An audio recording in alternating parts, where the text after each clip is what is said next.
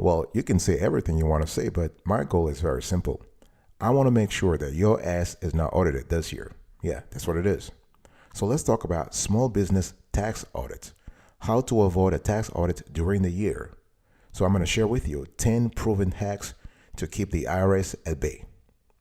Don't you go anywhere. You're going to love today's conversation. I guarantee it. One in a million, one in a million, one in a million. You know they're coming up to me, cause I'm just the kind of flow with a stinging kind of beat, but the rhythm's getting higher. Go, go, go, go, go, go, go, go, go, go.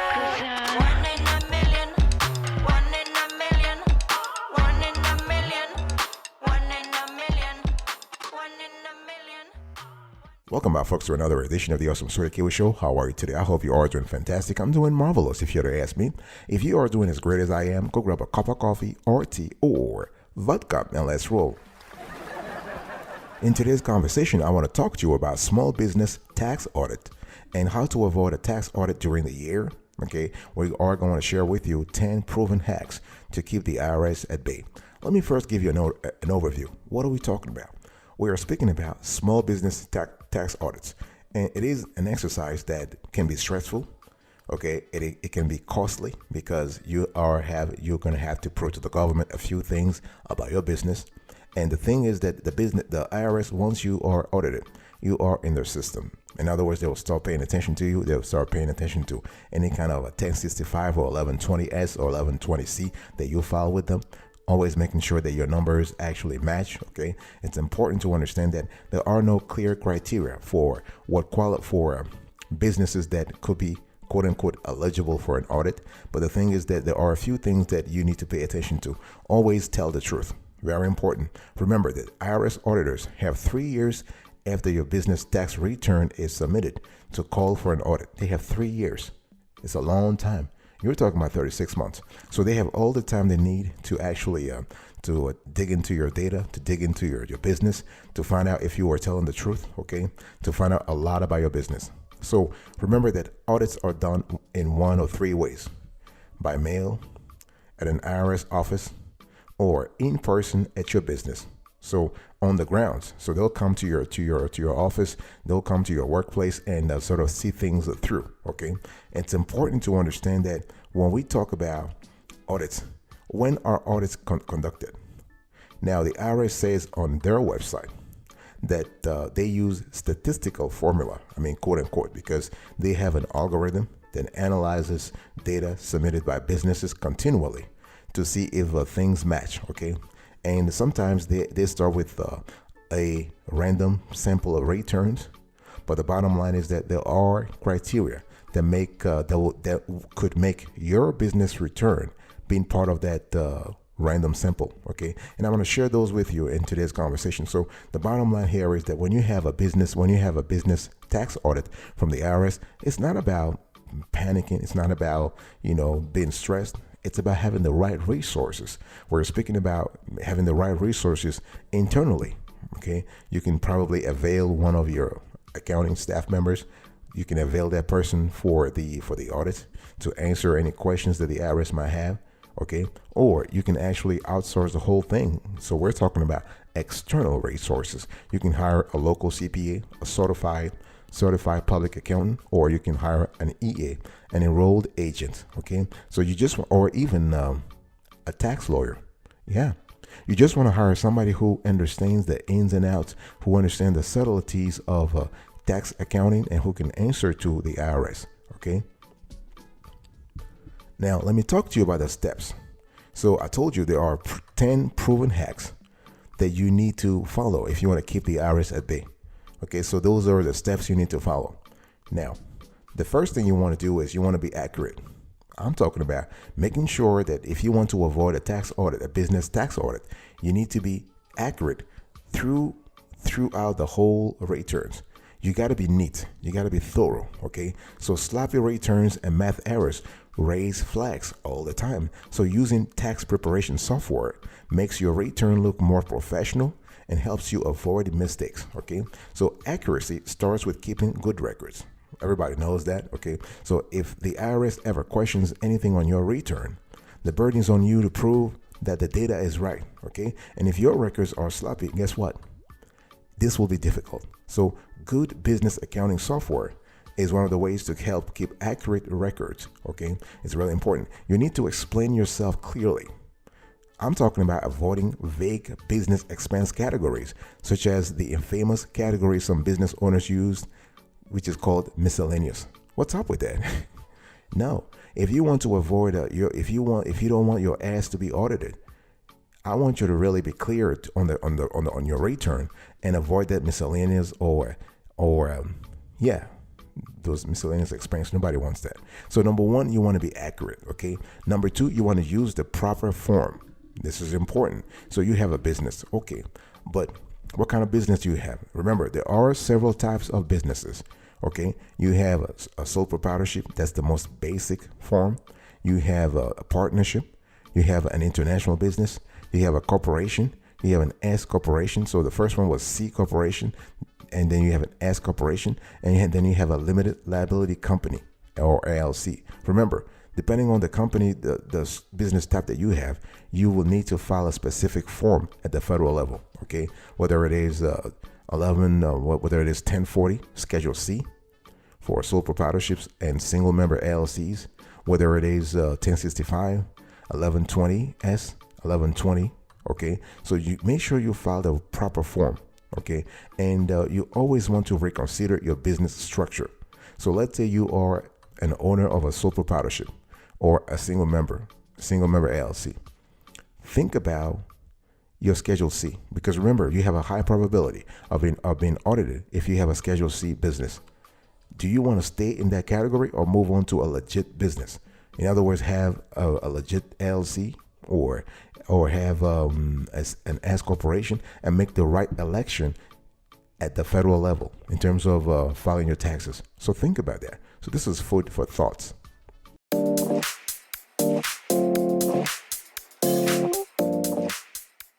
The third thing you want to do is to file. Okay, so when we talk about filing, we are speaking about filing on time. Oh, this is important. It's easy to file for an extension, so there's little reason to miss the initial deadline. Okay, so just remember that any money you owe is still due by the original filing deadline. Okay, so the extra time is for doing the paperwork. So don't get it twisted here. Okay, it's very important. And so it's important to be on time. It's really important to be on time. And so although some people believe that filing late, even with an extension, is a way to reduce their odds of an audit, this is definitely not the case. Don't try to play games with the IRS. No. Okay, file on time and pay on time to create a history of compliance, including all ancillary returns. I'm talking about payroll and sales taxes. Very important, okay? And even better, you want to file electronically. Yeah, because this is, I was telling you this before, you are reducing your chances of errors, okay? And and electronic tax return filings are convenient and in some cases even required, okay? So electronic filing gives the IRS fast access to 100% of your return, and in nearly every instance, online tax filing solutions have ways to check your information for errors. Okay, so this is really good. So if you're able to use built-in tools, you can ensure that your data, your business data, is accurate. It's very important. Number 4, you want to deduct expenses. Okay, be very specific about expenses.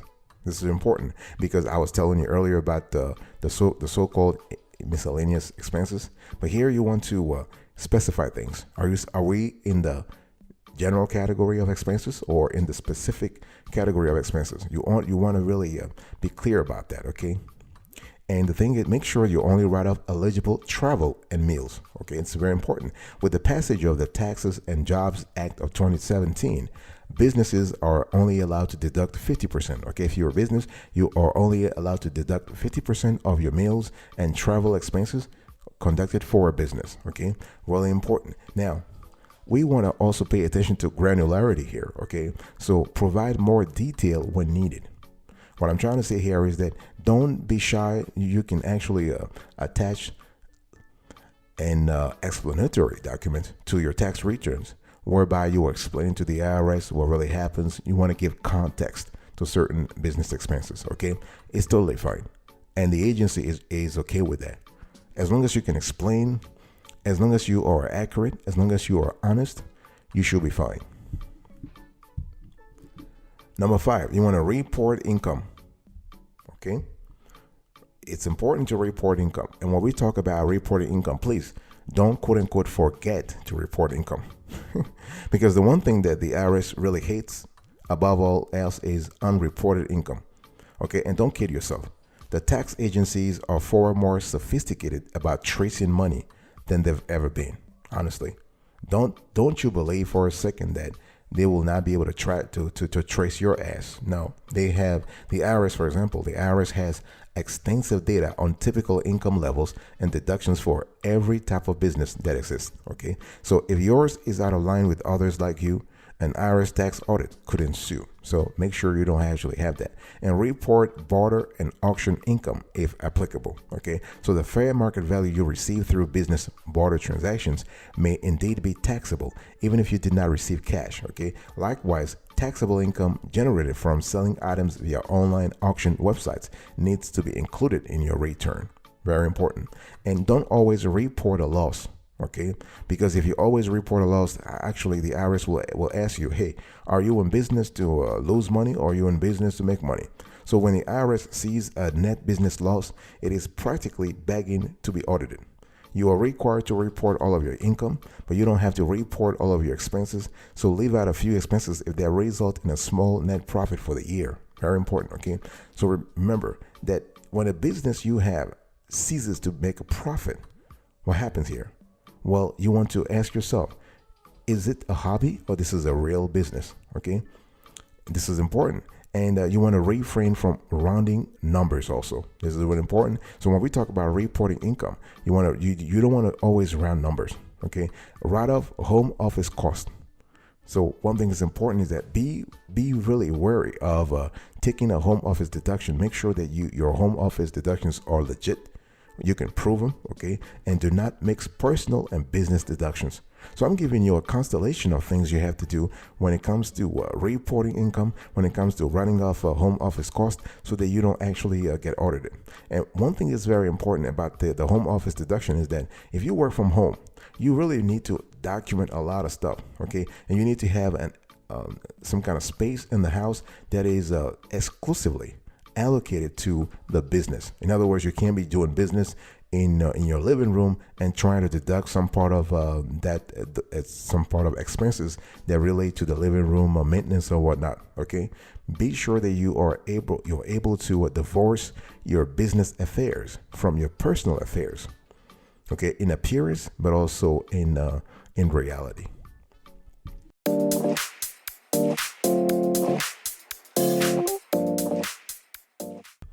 Number 7, you want to file complete returns. Boss, I'm still talking to you about how to avoid a business tax audits, and you want to file complete returns. Okay, it's important. And avoid amending returns, or at least avoid doing it frequently, which can also support your history of compliance here. Okay, and when you go through the form, whether it is 1065 or 1120S or 1120C or Schedule C of your Form 1040. Don't leave questions blank. Every question on the tax form should have an appropriate answer, even if that answer is $0. Okay, so make sure you have completed every line that's relevant. And if you have intentional oversight, this could get your return some extra attention you don't want. Okay, so it's important to understand that ultimately you want to know the odds of an audit, and those odds are kind of small. Okay, in general, businesses and individuals with earnings in the multiple millions of dollars are more likely to be audited. So just don't give the IRS a reason to want to take a closer look at your figures and dig a little deeper. You don't want that. Number 8, you want to make payments. Okay, making payments is really important. So you want to make your estimated tax payments and issue 1099 and W-2 forms on time.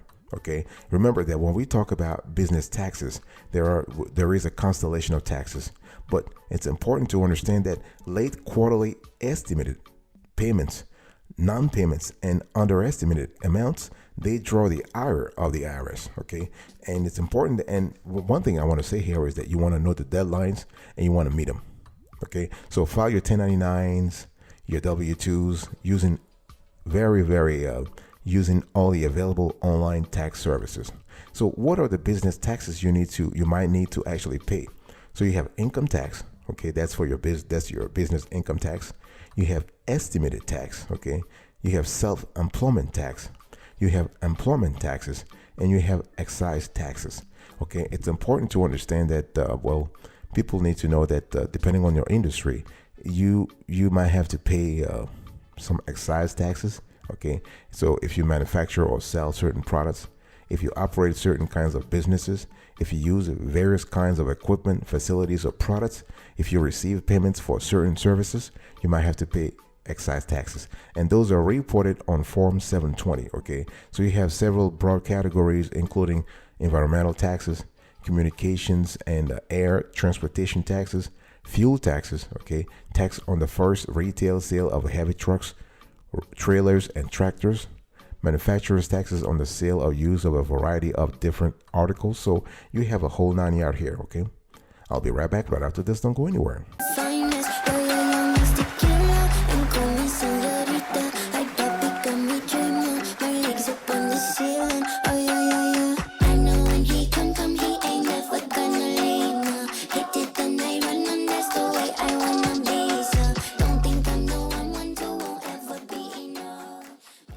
Welcome back, folks, to another session of the Awesome Sweaty Kiwi Show. In today's conversation, I'm talking to you about how to avoid a business tax audit during the year, okay?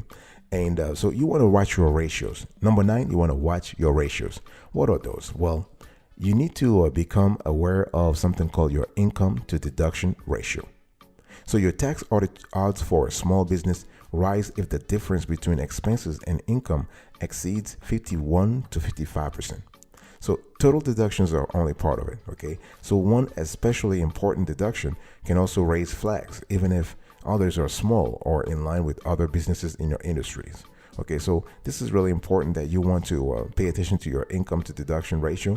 You want to watch those startup cost deductions, okay, and avoid what we call the independent contractor trap. Okay, so the thing is that if you misclassify workers, so if your business, for example, your business uses freelancers and other types of independent contractors, make certain that those people qualify for independent contractor status. Okay, because otherwise the IRS may determine that they are employees and stick you with a big bill for lack of for back payroll taxes plus penalties. So those are really important, and you want to avoid overpaying your shareholders also.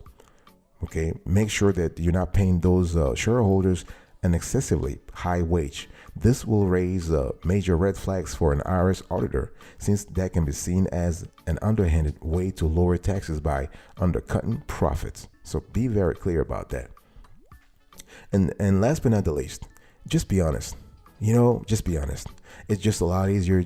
Just be honest. Be straightforward with the agency, okay? Remember that every year, the IRS gets better at using high-tech means to track your business income. Okay, some things are just obvious. So if you claim lots of expenses but show little revenue to pay for them, the tax folks will get curious. Okay, and the whole thing is you want to hire a CPA or other tax pro. You can hire a CPA. You can hire an enrolled agent. You can hire a tax lawyer, okay, to kind of help you out. So make sure that you match up all your paperwork. Okay, don't use the same numbers repeatedly.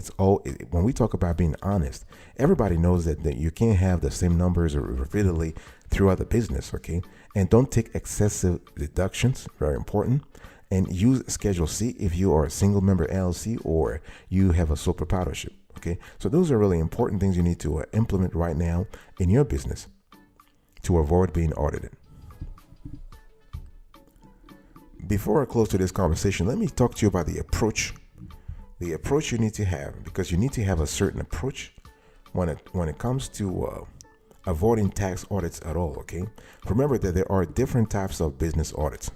We are talking about correspondence audits, field audits.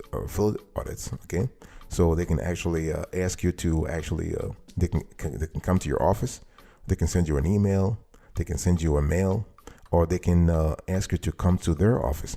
Okay, so those are really important to understand the difference here, because those have different implications. For example, if you receive a correspondent audit, if you receive an email or a letter from the IRS, you might just need to forward this to your tax lawyer or your CPA or whatnot.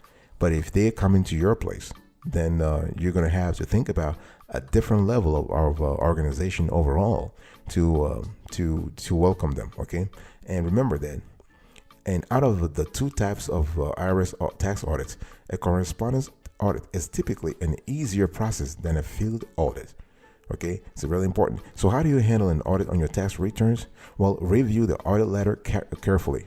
What is the problem? What is the agency telling you? What are the things that are drawing their attention? What are those red flags? So read the audit letter very, very, very thoroughly, okay? And you want to organize your records, because it's all about paperwork. It's all about substantiating your data, right? So before you and your tax professional respond to the IRS or meet with an auditor, take the time to dig up and organize all of your accounting records from the past year.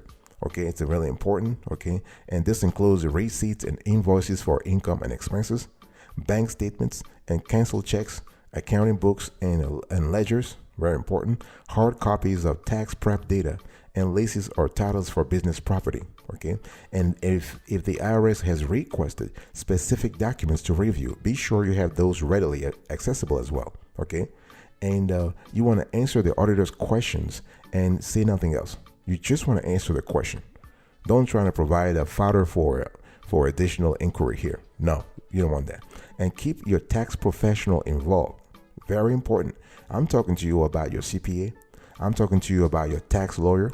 I'm talking to you about your enrolled agent. Make sure that those either of those three categories of professions, they are by your side. Don't go through an audit, a business tax audit by yourself, unless you are a tax professional and you really understand the ins and outs of tax accounting and tax auditing in general. Okay, this is very important.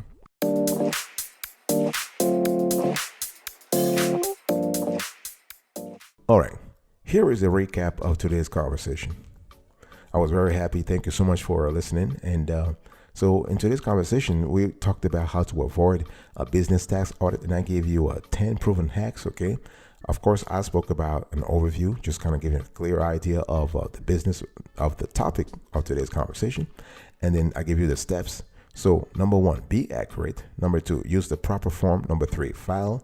Number 4, deduct expenses. Number 5, report income. Number 6, write off home office cost. Number 7, file complete returns. Number 8, make payments. Number 9, watch your ratios. And number 10, be honest. Thank you so much for your attention. I really appreciate it. I will see you next time. But until then, remember, stay marvelous.